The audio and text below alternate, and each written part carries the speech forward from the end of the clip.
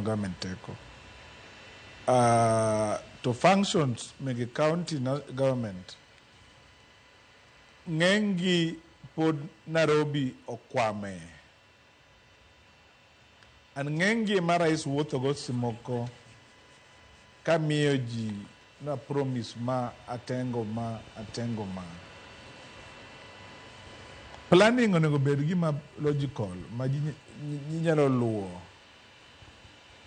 Ok onego wati gi projects kago siasa. Wanyalo yuto nikech koro wan e sirkal.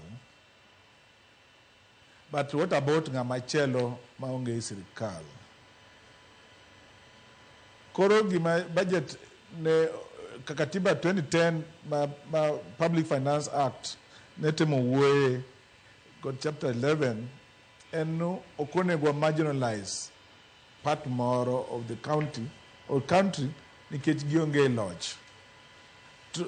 Tinyalo rango Joyce functions onego bed transferred kaka chik dwaro. Nikech kirango wach thieth onego bed wach county. National government pod okwamo functions go.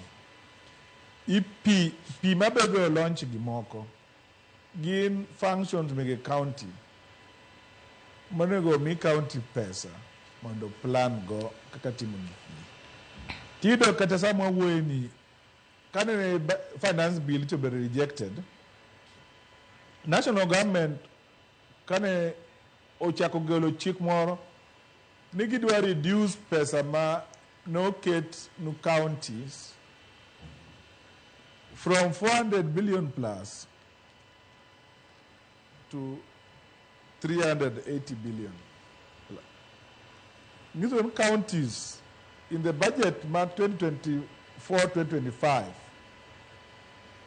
counties did lose pesa marktinu 20 billion.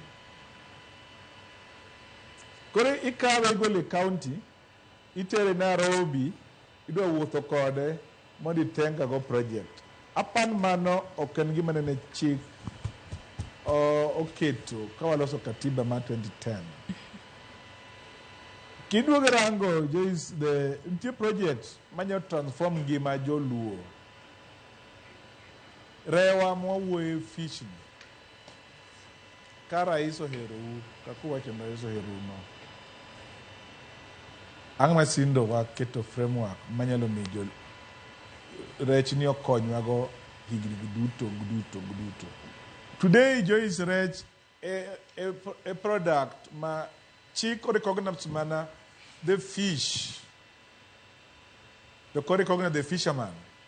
Koro kelo exploitation marewa eni lwet jomoko to wan to adoki dhir.